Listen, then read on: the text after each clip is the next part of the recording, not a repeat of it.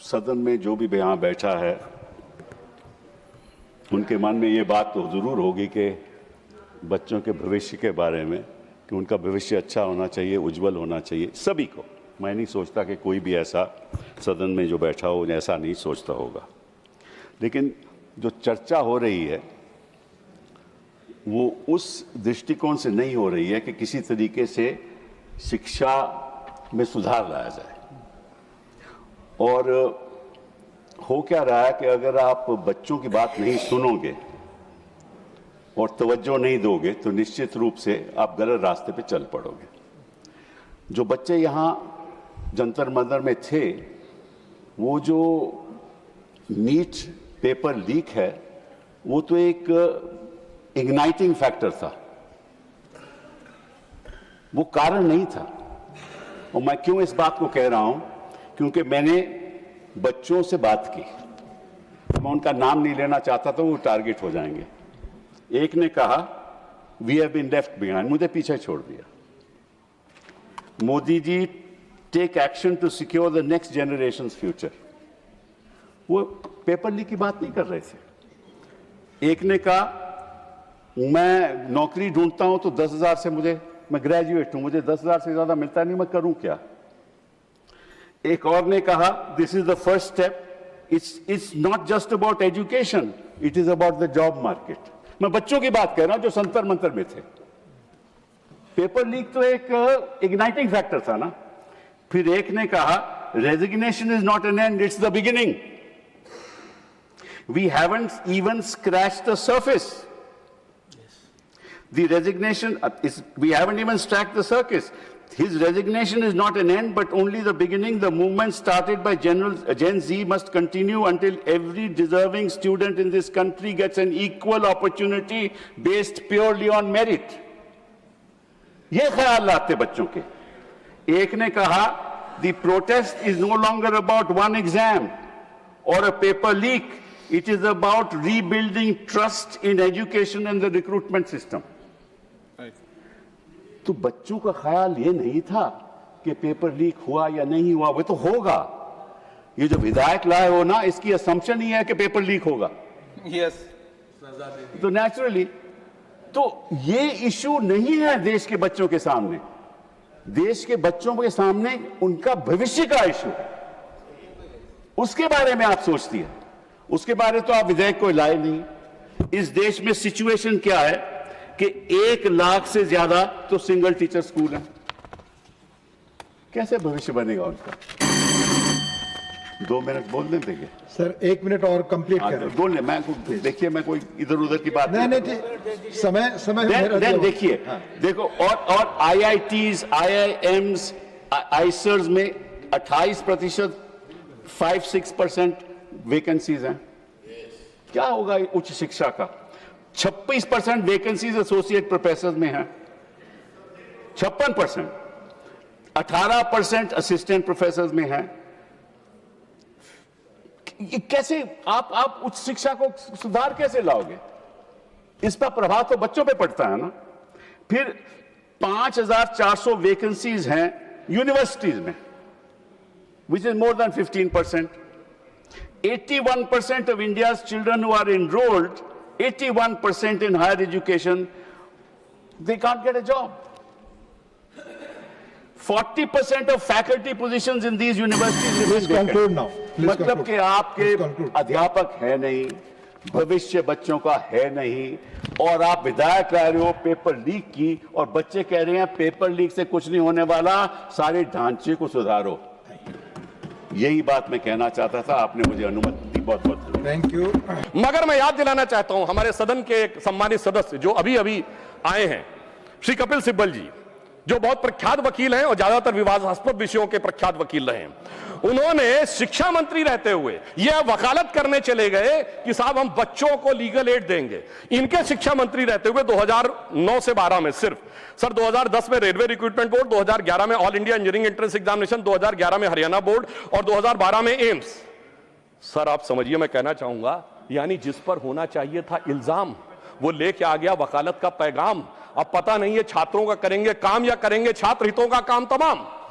मुझे लगता है कि आज सारे के सारे, और मैं एक और बात कहना चाहता हूं, हमारे बहुत से लोगों ने यह कहा कि नीट को समाप्त कर देना चाहिए। मैं सभापति महोदय बताना चाहता हूं, जब नीट नहीं थी 2016 में, तो क्या होता था? प्राइवेट कॉलेजेस की सीटें नीलाम हुआ करती थी लाखों लाख रुपए में। वो गरीब और मध्यम वर्ग के बच्चे को तो कभी उसके लिए स्वप्न से बाहर था कि 25 लाख 50 लाख रुपए देकर एडमिशन पाएगा, पीजी में कहीं 1-1 करोड़ रुपए देकर एडमिशन पाएगा। मगर आज प्रधानमंत्री जी ने जो काम किया है इस साल के नीट में, कैसे कैसे बच्चों को अवसर मिला। कुछ उदाहरण देना चाहूंगा। राजस्थान के बाड़मेर में एक दिहाड़ी मजदूर लखा की बेटी को और बूंदी में राजस्थान की सूरज सैनी को मौका मिला है। भागलपुर का सूरज कुमार या रायसेन के मध्य प्रदेश का आदर्श लोधी या लखनऊ की वो नीलू जिसकी मां घरों में काम करती थी, गोरखपुर का वो विशाल तिवारी जिसके पिता ऑटो रिक्शा ड्राइवर थे, मुजफ्फरनगर का वो मोहम्मद सुहेल जिसके पिता ई रिक्शा चलाते थे। सभापति जी, इन बच्चों के अरमान पूरे होने का यदि श्रेय किसी व्यक्ति को जाता है तो प्रधानमंत्री श्री नरेंद्र मोदी जी। इन बच्चों के अरमान पूरे हुए, मगर जो कैपिटेशन फीस लेके सैकड़ों करोड़ प्रति वर्ष कमाते थे, उनके अरमानों पे बिजली गिरी है। और उस बिजली गिरने के कारण एक कहावत होती है कि तन बदन में आग लगना, मगर सभापति जी इनके तन बदन और धन तीनों में आग लगी हुई है। और मैं कह सकता हूं कि आज जिस प्रकार की आग ये लगाने का प्रयास करते हैं, मैं याद दिलाना चाहता हूं सर, इनकी पार्टी के वरिष्ठ नेता 2024 में क्या बोलते हैं इंजीनियरिंग और मेडिकल के इंट्रेंस टेस्ट में, कि जो क्वेश्चन बनते हैं वो अमुक जाति के लोग बनाते हैं, इसलिए अमुक जाति के लोग उसमें ज्यादा सेलेक्ट होते हैं और दूसरी जाति के बने तो कौन से। मैं समझ नहीं पाता हूं कि moving charge in magnetic field या इलेक्ट्रोमैग्नेटिक इंडक्शन का अगर कोई फार्मूला होगा उसमें जात कहां से आ गई। सभापति जी 9th क्लास में मैंने पढ़ा था, अगर सेंट्रीग्रेड को फॉरेन हाइट में चेंज करना है तो C/5 = M-32/9 होता है। अगर ये सवाल पूछा जाएगा तो सवाल और जांचने वाले में जात कहां से आ गई। मैं जेनजी से कहना चाहता हूं, समझिए इनके खतरनाक इरादे। ये उस समय भी आपको गुमराह करने में लगे हुए थे और आज आदरणीय खड़गे जी ने कहा कि SC ST OBC के रिजर्वेशन के बारे में। सभापति महोदय, शिक्षण संस्थाओं में SC ST OBC का रिजर्वेशन, बिजला जी ने बोला था सर, जैसे ही दूसरा वाला वोट बैंक दिख जाता है, AMU SC ST OBC reservation साफ, Jamia Millia Islamia SC ST OBC का रिजर्वेशन साफ, कश्मीर में SC ST रिजर्वेशन देने की जरूरत ही नहीं है। हजारों संस्थाओं को माइनॉरिटी घोषित करके SC ST OBC का रिजर्वेशन साफ। और याद करिए सर, कश्मीर में यह प्रावधान था कि वाल्मीकि समाज की एक बच्ची जब वो PhD करके गई कि यूनिवर्सिटी में लेक्चरर बनना है तो उससे कहा गया तुम्हारे डोमिसाइल के हिसाब से तो सिर्फ सफाई कर्मचारी बन सकते हो। और ये लोग आके आज मनुस्मृति की बात करते हैं। मुझे लगता है कि आज वो धारा 370 हटने के बाद उन्हें वास्तविक अधिकार मिला है। और मैं ये भी कहना चाहूंगा, इतना ही नहीं सर, रिजर्वेशन में इन्होंने ऐसी घुसपैठ की है माइनॉरिटीज की कि अभी एक केस जो था हाईकोर्ट ने क्वैश किया है पश्चिम बंगाल सरकार का। सर, इन्होंने OBC के आरक्षण में ऐसा किया, आगे का दरवाजा खोला, पीछे का दरवाजा खोला और रोशनदान भी खोल दिया कि किस प्रकार से अपने वोट बैंक के सारे लोगों को माइनॉरिटी में लाया जा सके। अब मैं यह भी कहना चाहता हूं सर, खड़गे जी ने जो कुछ भी बोला, अब उस विषय के ऊपर मैं बोल चुका हूं, इसलिए मैं दोबारा नहीं बोलना चाहता, मगर फिर मैं बताना चाहता हूं, आज समाज में जो लड़ाई लगाने की बात की जाती है, आई जस्ट रिपीटिंग क्विकली कि डॉक्टर अंबेडकर ने अपनी किताब हु और शूद्राज में chapter number 1 page number 1 paragraph number 3 में लिखा है, there is no connection of modern day schedule caste with the Vedic age Shudras. Second, उन्होंने द अनटचेबिलिटी में लिखा है, पेज नंबर 155 पे आप कहेंगे तो मैं अभी आपको ऑथेंटिकेट कर सके दे सकता हूं, इसमें उन्होंने लिखा देयर वाज नो अनटचेबिलिटी, मनुदेरा started on 4th century, subsequent become on 8th century। अब 8th century से इस देश में क्या हुआ था ये भी याद रखने की जरूरत है। पर मैं ये कहना चाहता हूं सर एक और बात, कि आज जो लोग कॉम्पिटिटिव एग्जाम वाले बच्चों के लिए कि नेता बनने का प्रयास कर रहे हैं, सर उन्होंने कभी जिंदगी में कंपटीशन देखा है? कभी नहीं देखा सर। ये वो नेता हैं जिन्होंने एजुकेशन में कंपटीशन नहीं देखा, नौकरी में कंपटीशन नहीं देखा, पॉलिटिक्स में कंपटीशन नहीं देखा, और अपनी पार्टी में तो ऐसी रेस दौड़ते थे जिसमें एक ही आदमी दौड़ रहा होता था।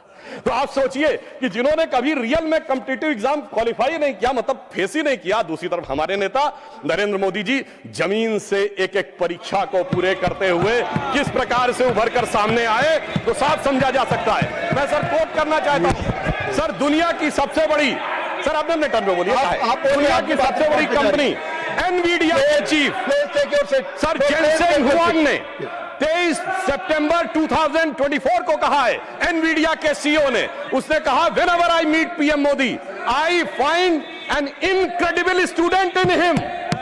तो एक तरफ है हमारे नेता जो motivated, dedicated and incredible student हैं, दूसरी तरफ एक वो है जो फ्रस्ट्रेटेड, रिजेक्टेड और हर लोकसभा सत्र के बाद इंटरनेशनली इनविजिबल नेता है। अब मैं एक और बात कहना चाहता हूं, एक चीज जो हमारे लिए चिंता का विषय है सर, देखिए जिस प्रकार की भाषाएं आई वहां पर बच्चों के उसमें वो बहुत अशोभनीय और चिंताजनक था, जिस ढंग की भाषा का प्रयोग किया गया। मगर बच्चों की क्या गलती है सर, जो बड़ों से सीखते हैं। यदि यहां पे गालियां दी जाती हैं, अभी जो सदन में सदस्य खड़े हुए उन्होंने भी गाली वाली दी थी, अलग बात है। प्रधानमंत्री जी को बिहार में मां की गाली दी जाती है, आखिर में बच्चे बड़ों से ही सीखते हैं। तो मुझे लगता है अभी ध्यान रखना चाहिए। मगर मैं दलगत भावना से अलग होकर कहता हूं, आज जो कुछ आपने सुना, हम इस तरफ पक्ष के हो या उस पक्ष के हो, क्या हमें नहीं लगता कि इस विषय को लेकर हमें चिंता होनी चाहिए? इस पे पूरे सदन को चिंता होनी चाहिए और इसका मार्ग प्रशस्त होना चाहिए। इसलिए मैं सदन की तरफ से कहना चाहूंगा कि शील, विनय, आदर्श, सभ्यता, तार बिना झनकार नहीं है। शिक्षा क्या स्वर साध सकेगी यदि नैतिक आधार नहीं है? और मैं यह भी बताना चाहता हूं सर, मैं जेन जी से भी कहना चाहता हूं कि आपने एक गाना सुना होगा, यही उम्र है कर ले तू गलती से मिस्टेक। तो मैं बच्चों से बताना चाहता हूं, ये पानी की बोतल 10 रुपए की आती है, मगर Instagram free, Facebook free, WhatsApp free, Twitter free, ये फ्री क्यों दिया जा रहा है भाई? जबकि वो सभ्यता क्या कहती है, there can never be a free lunch, if there is a free lunch there has to be poison in it. तो मैं समझना चाहता हूं वो फ्री आपको इसलिए दिया जा रहा है ताकि आपके दिमागों को कैप्चर किया जा सके। इसलिए मैं पुनः 1997 की एक मूवी है यस बॉस, जो शाहरुख खान और जूही चावला थे, तो वो अपने बॉस को सोचती है कि वो मेरे लिए अच्छा कर रहा है, मगर वो उनको ट्रैप में फंसा रहा था। तो एक गाना था, बड़े टेढ़े मेढ़े दुनिया के रास्ते, खतरे ही खतरे हैं तेरे वास्ते। तो मुझे लगता है कि जेन जी को इस विषय पर समझना चाहिए। और मैं यह भी कहना चाहता हूं युवाओं से, याद रखिए योग, भोग, संग्राम तीनों जवानी के काम। और याद रखिए 80% लोग भोग में और 20% लोग संग्राम में पड़े हुए हैं। बहुत संभल संभल कर आगे कदम बढ़ाना होगा। इसलिए मैं कहना चाहता हूं कि आज जब छात्रों के आंदोलन में कुछ ऐसे अवांछित तत्व आ गए थे, और ये मैं हवा में नहीं बोल रहा हूं, 23 जुलाई को 9:30 पे सोनम वांगचुक जी का ट्वीट है जिसमें उन्होंने ये कहा कि भाई मुझे बहुत पेन है कि कुछ एंटी सोशल एलिमेंट्स आ गए। बच्चों से कहूंगा सावधान रहिए, ये बड़े खतरनाक एलिमेंट हैं। ये अवसरवादी या राजकतावादी हर आंदोलन में चले जाते हैं, सीए में भी चले जाते हैं, किसान में भी चले जाते हैं, कुछ पहलवान में भी चले जाते हैं, आज बच्चों में भी। तो ये वो मुखौटा है जो कभी मुसलमान के पीछे छुपता है, कभी किसान के पीछे छुपता है, कभी पहलवान के पीछे छुपता है, आज नौजवान के पीछे छुपा है।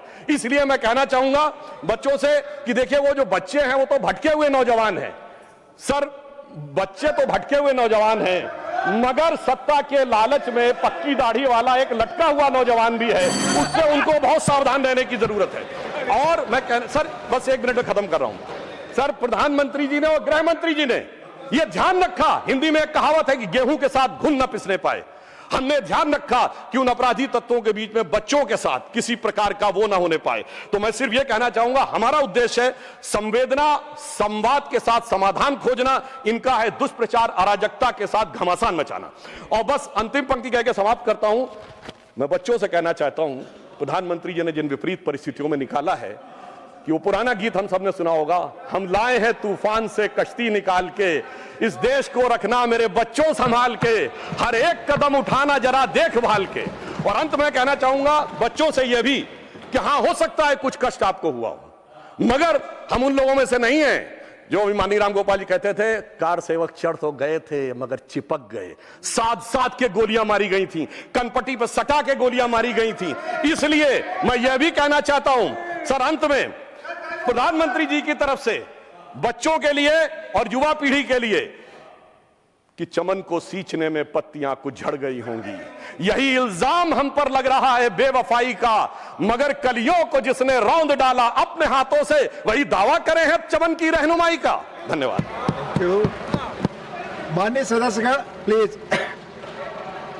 कुल लगभग 62 स्पीकर्स हैं और अभी तक हम सिर्फ 20वें नंबर तक पहुंचे हैं, इसलिए आप सबसे आग्रह है जो बाकी आगे स्पीकर्स हैं, stick to your time, stick to your time.